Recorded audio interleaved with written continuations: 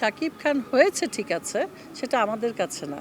রঙিন সুজন শোকে তো আমার ছেলে হয়েছে, আমি ওর মা হয়েছে। বেকার যাতে না থাকতে হয়, বেকার বসে থাকতে পারি না আমি। একটা মানুষ কখনোই কারো কাছে 100-এ 100 হতে পারবে না। শাকিব আমাদের গর্ব, কেন শেয়ার করব না? বা ও আমাদের শিল্পী সমিতিতেও ছিল, প্রেসিডেন্ট ছিলেন, ওর ব্যবহার ভালো।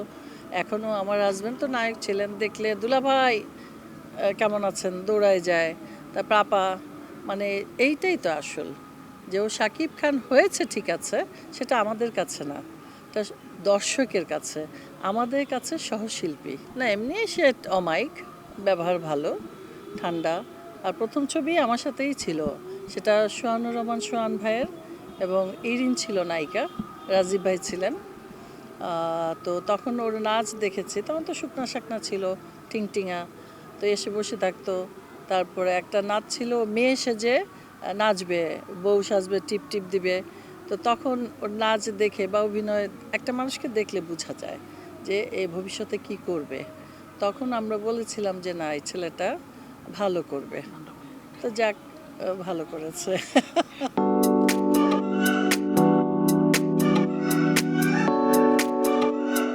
না, কথা হয় না, কারণ একসাথে কাজ নাই, যে যার মতো ব্যস্ত থাকে তো আসলে। আমি শুটিং না থাকলে আমার বাসায় সময় দেই। আমার একটা নাতি আছে, ওয়াসি, ওকে নিয়ে ব্লগ করি, সময় দেই, কাজ করি, ঘরে রান্না থাকে, গাছের কাজ থাকেই। মোট কথা ঘরে সেলাই করি আমি টুকিটাকি, হয়তো একটা ব্লাউজ ঢিলা হয়ে গেল, ওটার আবার টাইট করি, টাইটটারে ঢিলা করে, মানে কাজ খুঁজি, যে বেকার যাতে না থাকতে হয়, বেকার বসে থাকতে পারি না আমি, সেটা যে কাজই হোক না কেন। তো যাই হোক, এটাই, যে কাজ নিয়ে বেঁচে থাকতে চাই, কাজে থাকলে মানুষ সুস্থ থাকে। না, এখানে আপত্তি করার কিছু নাই। আর একটা মানুষ সবার কাছে ভালো হতে পারে না, আপনার দোষ গুণ থাকবেই। আর পেছনে যারা কথা বলে হয়তো সাকিব পছন্দ করে না, তা আমাকেই দেখবেন, আমাকে সবাই ভালো বলবে না, হয়তো অল্প কজন খারাপ বলবে। মানে একটা মানুষ কখনোই কারো কাছে 100-এ 100 হতে পারবে না।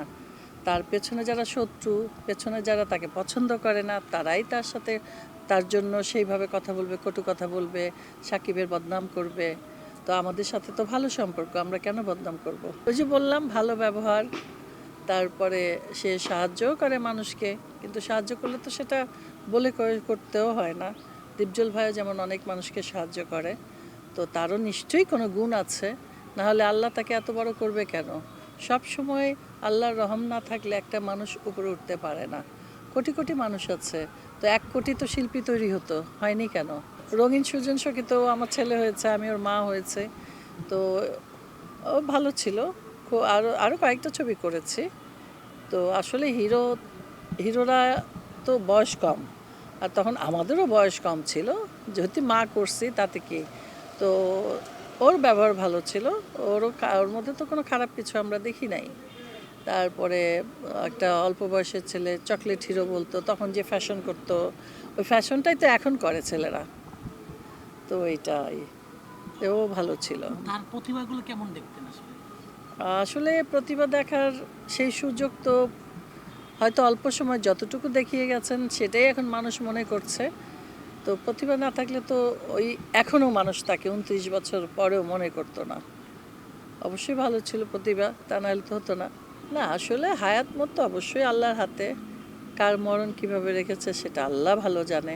এটা একটা অ্যাক্সিডেন্ট হয়েছিল, এখন বলে খুন, এখন বলে, এটা তো তদন্ত হচ্ছে, চলছে।